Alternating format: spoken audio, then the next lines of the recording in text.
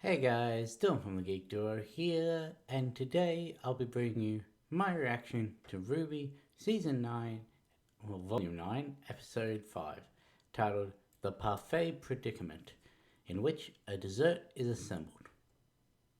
That is literally the synopsis for this episode. So, what I'm assuming is that this is going to be basically the end of what we've seen from the trailers. Yes, there will still probably be the knight, the blacksmith, or the lively carpenter, as we've found out, and the bridge with Yang and Blake to go through. But this is the end of the bulk of the trailers. So for the second half of this season, got no idea what's going to happen. But yeah, so we should be able to just know what's happening here, in that it's probably going to be the night market.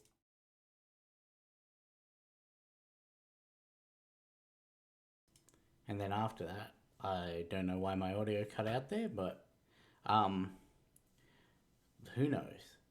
So let's get this started in 3, 2, 1, go.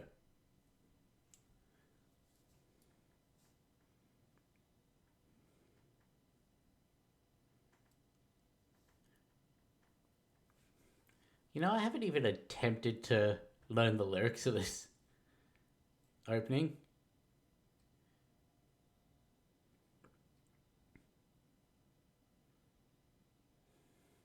I don't know why. Thinking down into the depths of nowhere. I know the first line.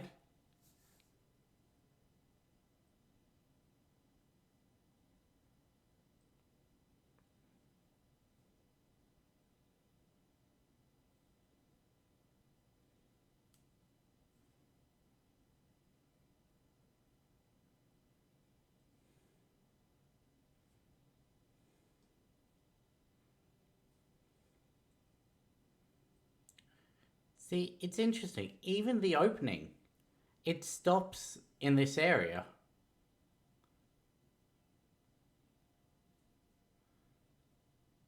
You've got the bridge,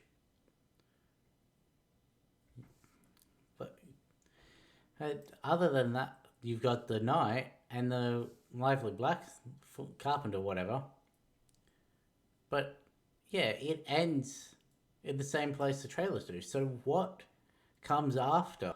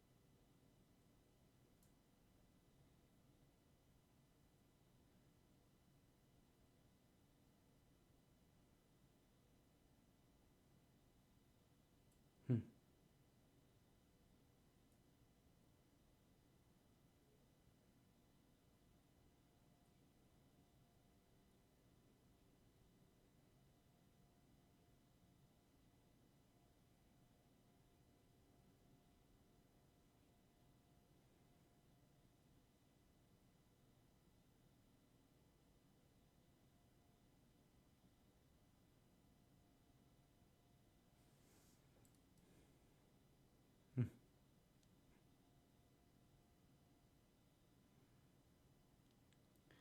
Basically, they got repurposed. They didn't die.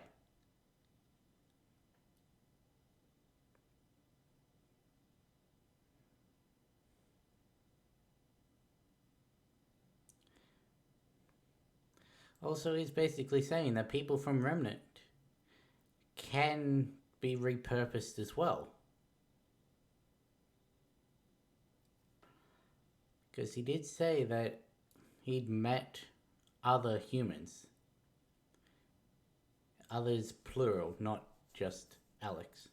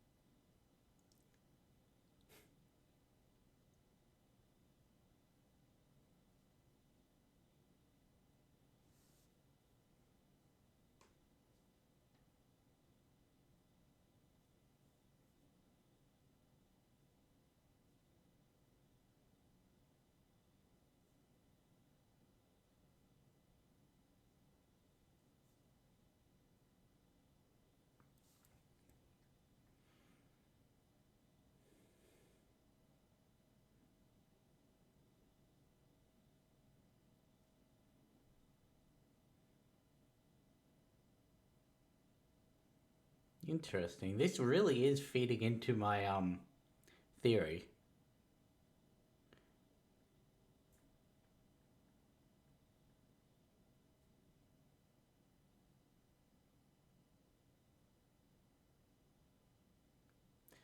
It's basically saying, come on, kill the Jabberwocker.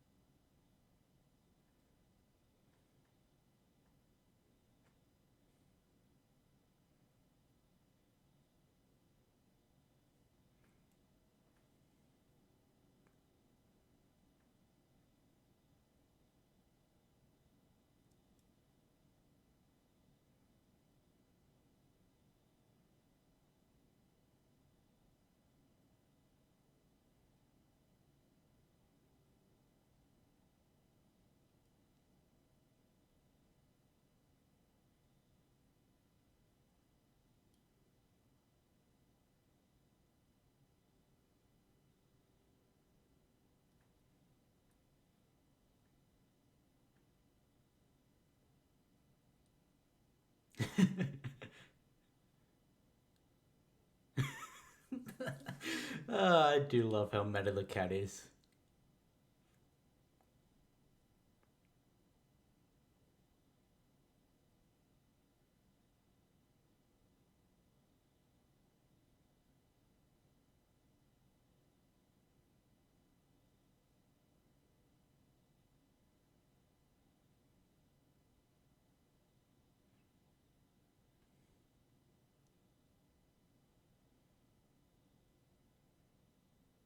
That's a little sketch.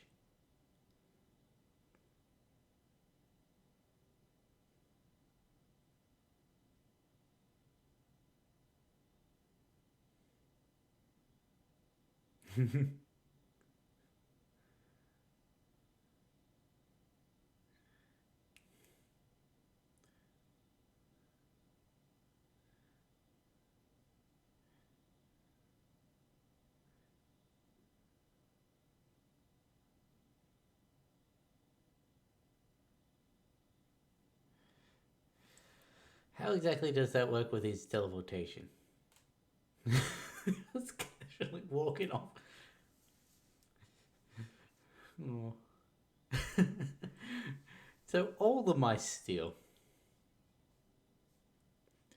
To be fair, I guess it wasn't looking at it. Really should name that one Sleepy. That's its purpose.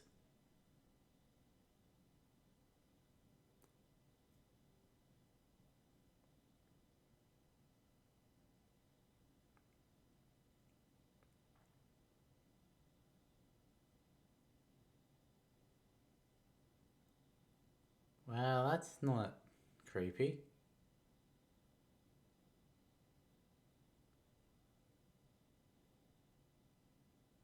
There's another sword.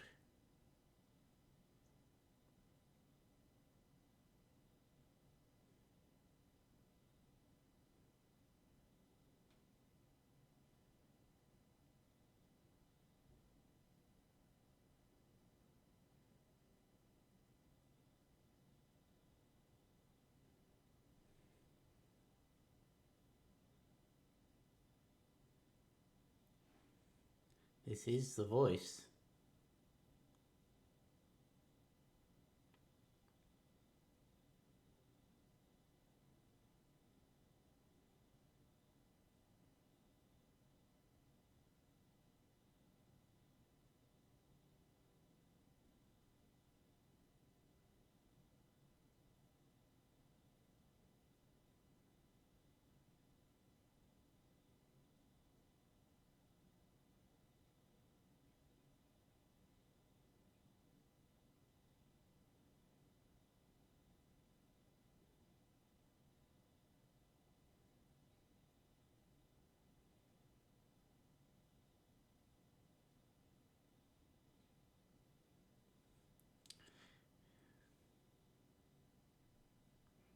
That's not the point, though.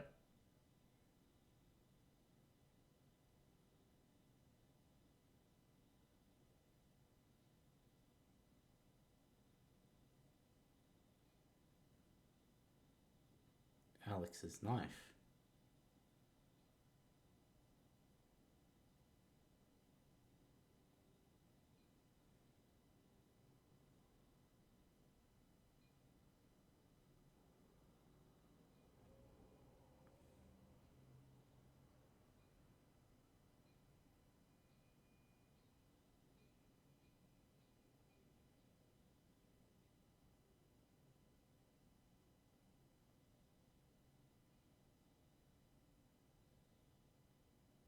It's a little sword as well.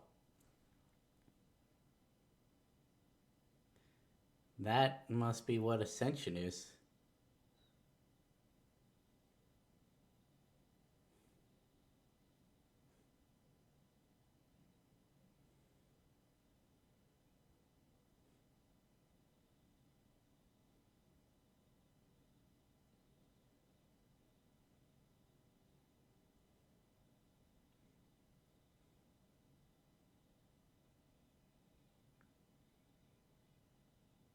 It's A.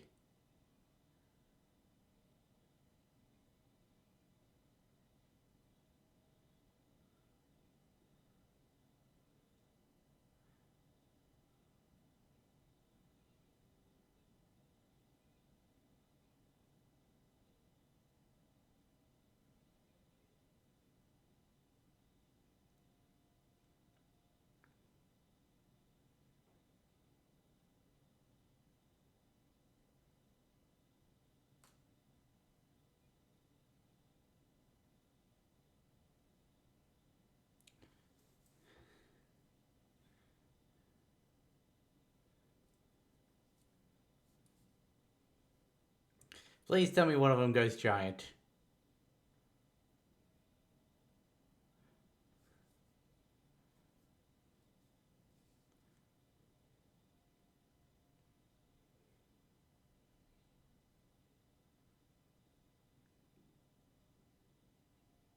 Oh, God.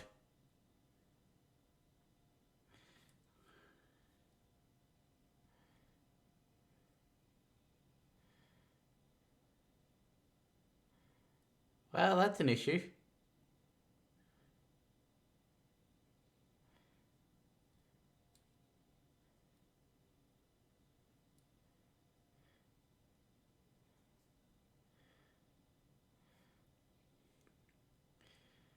He. So the cat can give people magic in the sense that that was definitely made in flames. Rusted Knight. Jackalope.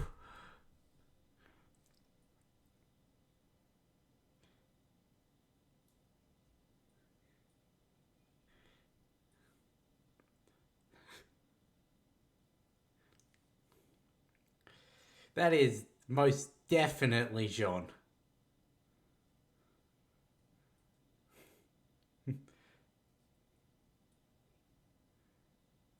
And no.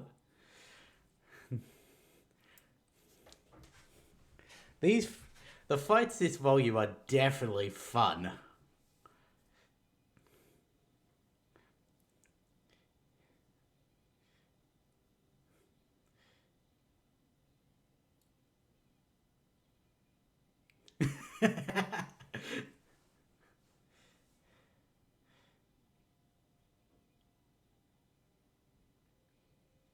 There was some recognition in.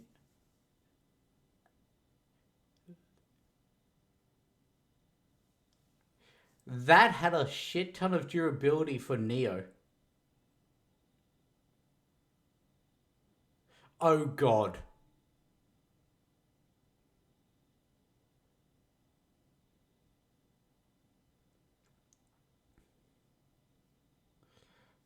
Oh, shit.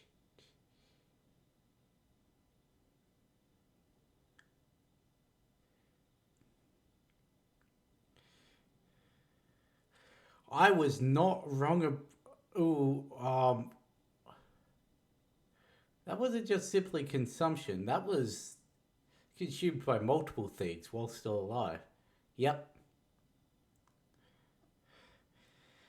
the rusted sword. That was definitely Crosamor's shield.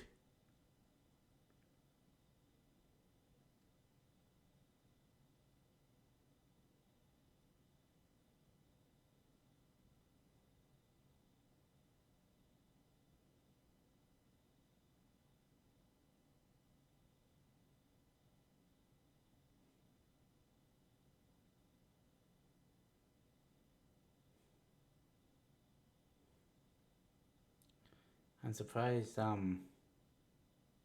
Weiss didn't immediately pick up on.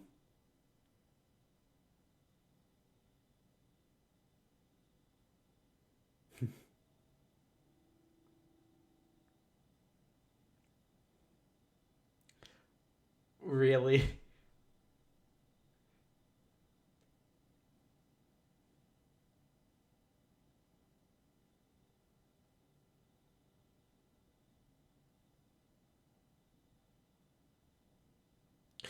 Well, that last line had some implication. Um, oh fuck, that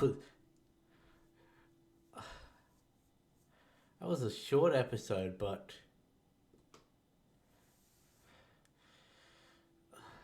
okay.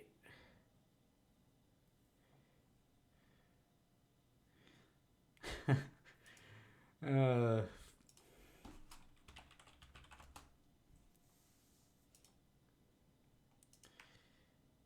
the bird trying to get rid of all the stuff was called Hawker. That makes sense. Interesting that the Curious Cat got the top listing in this episode. I guess it did have the most speaking, but oh, I am so glad with this episode because it is proving my theories right. The whole I don't know if I'm actually going to get it done. No, I'm going to get it done before this episode comes out. It's just a matter of if it'll be done in time to upload before this episode comes out. So, the theory I had at the end of the last episode that I alluded to and said I wasn't going to touch on because of I still had to script it out and everything and get it recorded. I've got it finalized and recorded. I just need to edit it and everything. But I've had assignments this week, so I haven't been able to get it done. And it may not be out by Wednesday. But there is something I touched upon in that script that was confirmed in this video. Oh God. The fact that the time dilation is definitely a thing. Because John fell last. He's been there for years. Or at least, no, because as the cat said, the heart remembers, but the person forgets. So he would not recognize Team RWBY. He wouldn't have the name Juniper to call the jackalope. That that was a sad name.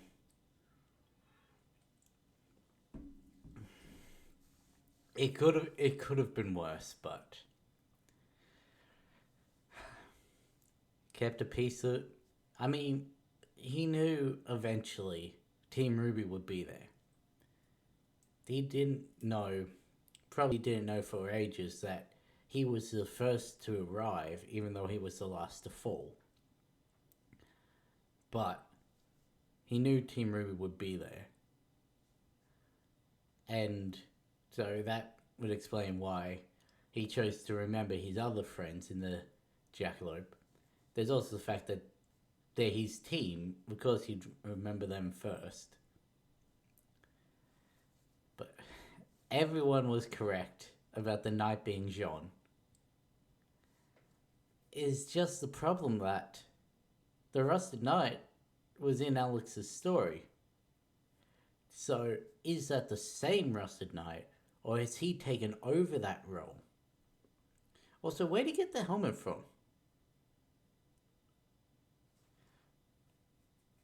I am loving the look of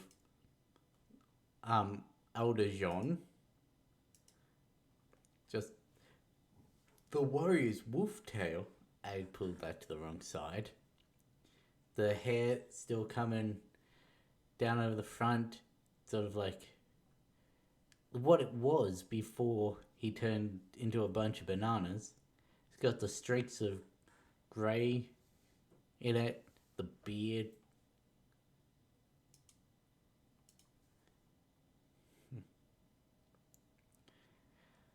I am still surprised that none of them, well, no, not really none of them. Weiss should have picked out Crochet Moors just from the look of the busted sword.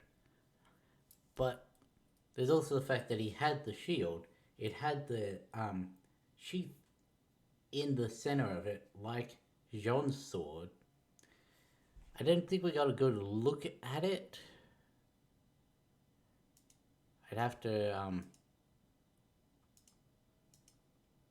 jump back. Yeah, he only used the sword against the Jabberwocker. It's when he got up to the top of the flower that he had the shield out.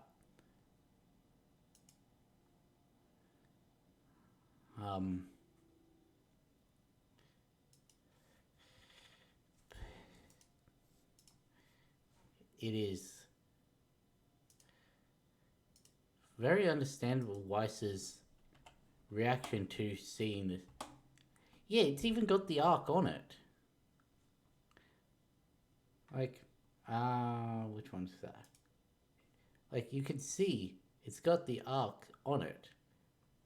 So, I guess heat of battle, don't notice it. Also, too wrapped up in all the destruction that's been rolled around.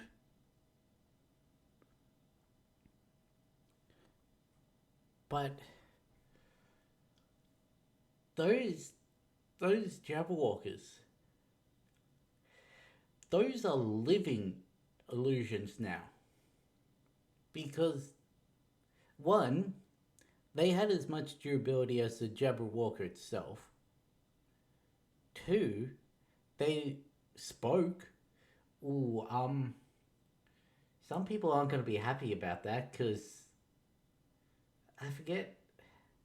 That's the problem with watching both Phoenix and You're Right, is I get them mixed up.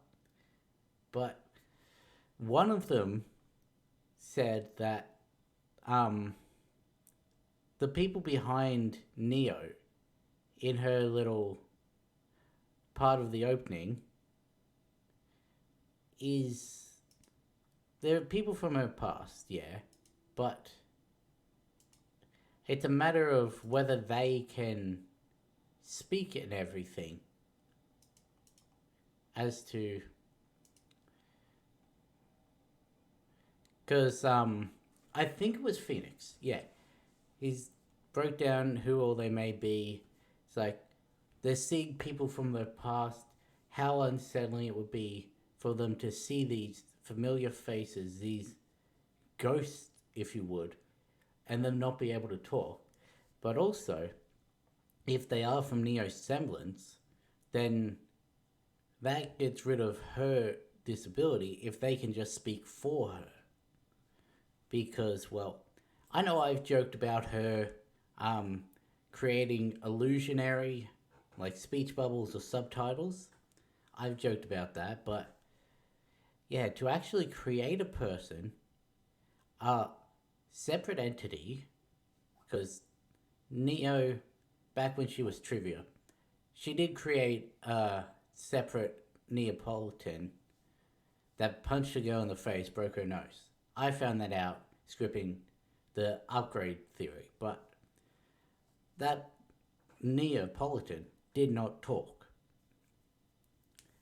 At least I'm hoping they didn't, otherwise I'm going to have to correct again. And yeah, so that Neapolitan didn't talk.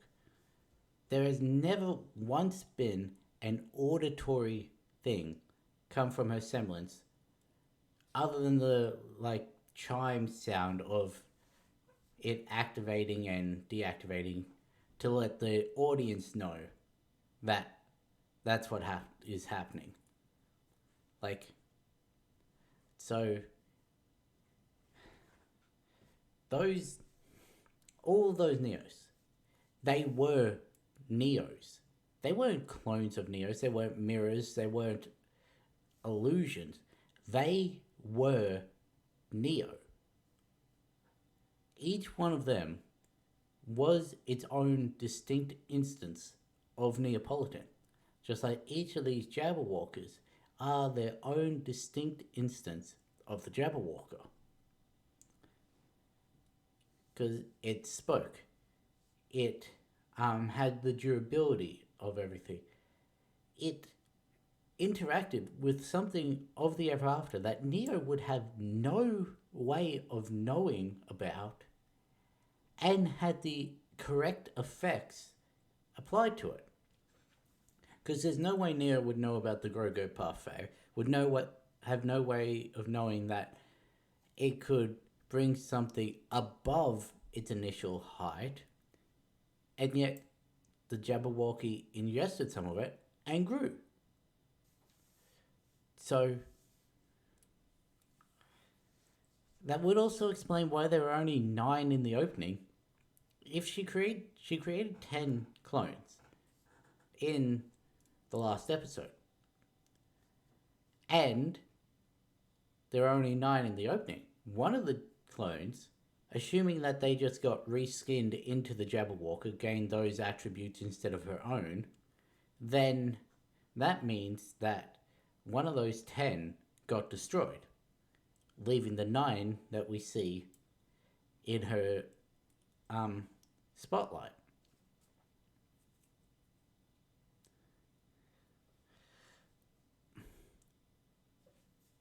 There's also the fact that the Forge Smith, the Lively Blacksmith, whatever, I don't even know if she is the Lively Blacksmith carpenter anymore. Because A, that is a blacksmith. That is a forge. You don't have forges in carpentry. I mean, you could, but you'd burn your products, but... So that is a blacksmith. She crafts pieces of the characters that gives them their purpose. The cat's its own separate entity. We don't know what it can do. It can give magic. It can bring people back to their purpose. It can seemingly do whatever it wants or feels it needs to. But this blacksmith, it took Penny's sword. Well, had Penny's sword on it. We still haven't seen the chest. I've just noticed. Because that looked to be the same location as this forge, but... Which means that could still be coming. From the first trailer where Ruby closes the chest with that angry look on her face. Because that looked to be in the same location as where she was looking down at the sword and got the flash of Penny. But, yeah, this blacksmith, because she had Alex's knife. But Alex got her knife back. She had Penny's sword, even though that was lost in the King's Castle. I'm just going to try and see if there are any more notable... Okay, so it goes sword, Penny sword, battle axe, double-headed battle axe,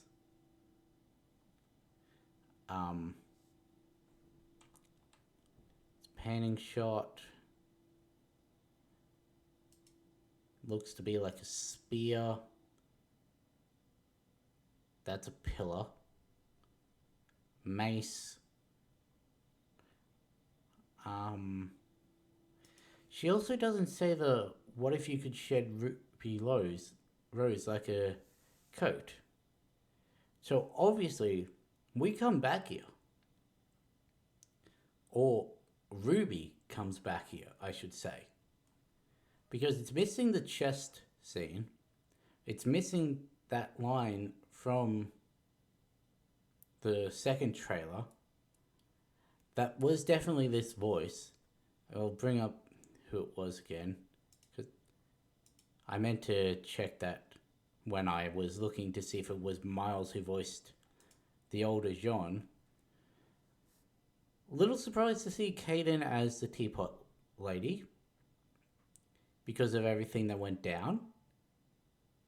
However, this was also done likely before that all went down. So the Hawker was Caesar Altagracia. I probably butchered that.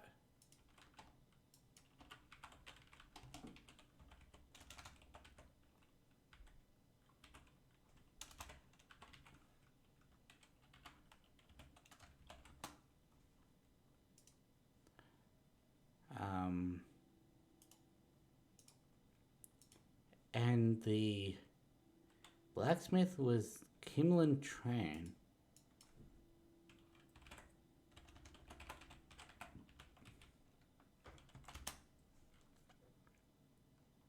Because her voice sounded familiar.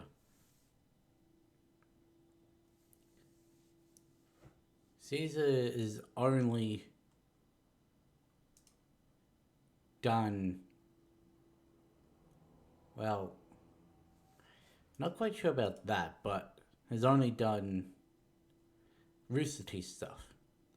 Like there was Day 5, which I'm pretty sure was that staying awake thing. Yeah. I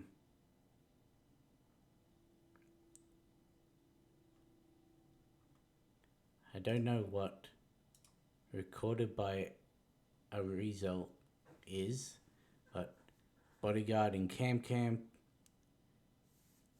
guards in No Matter Nowhere, various in Genlock,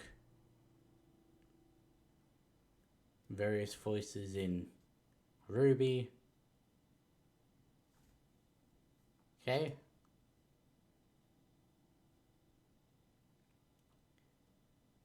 Well, consider that other one was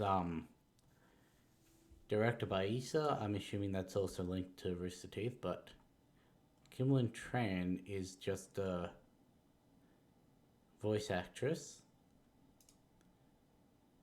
Not seeing anything that I would have seen so far. But it sounds so familiar.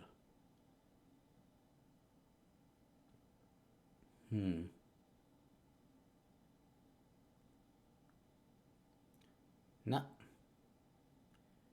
Literally nothing that I've seen. Okay.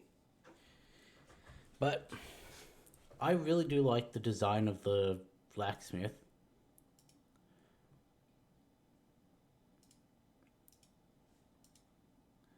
Also, the whole linking Crescent Rose to Ruby's identity that she did.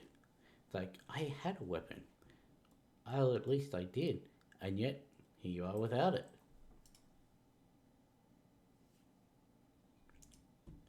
And then she turns to see a new kind of scythe. It's still it's still a remnant weapon, like with the Ever After, they're traditional weapons and everything. Whereas this one, it's the firearm inside of a scythe. It looks to be a pump action shotgun.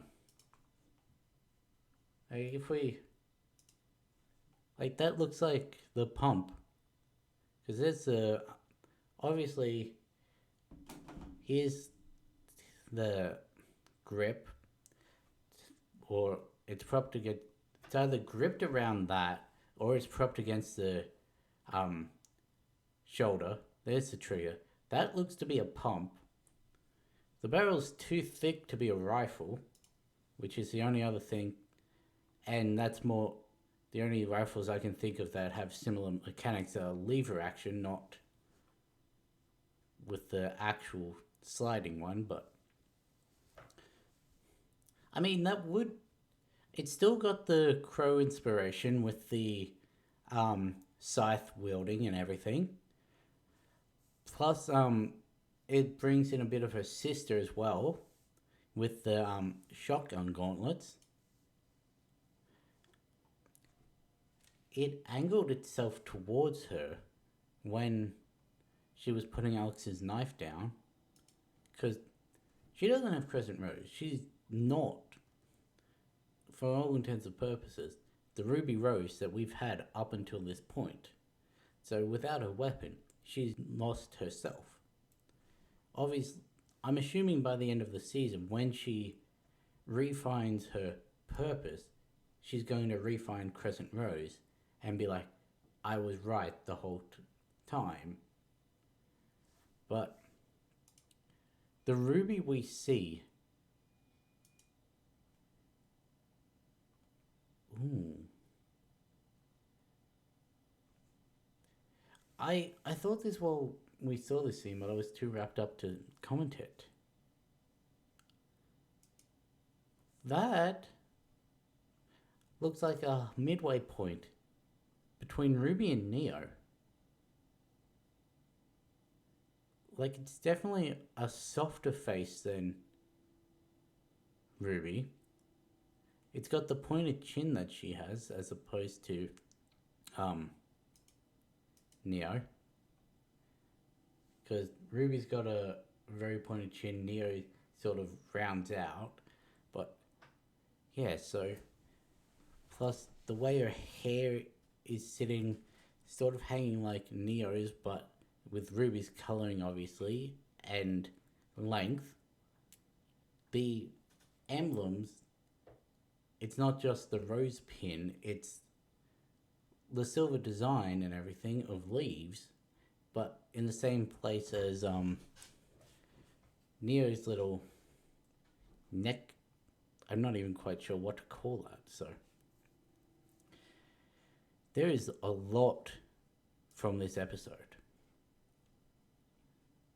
But anyway, I could probably bring out a half dozen theories just from this video alone. I've been rambling because I've been overloaded. I'm going to end this here.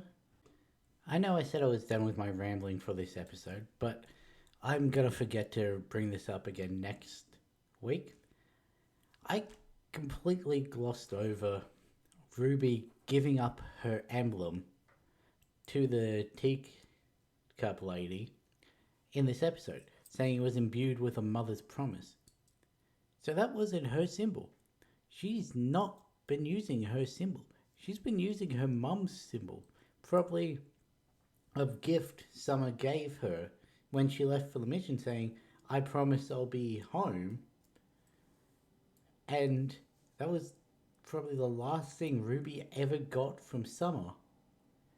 And she gave it up just so they could get the final ingredient for that Grogurt parfait.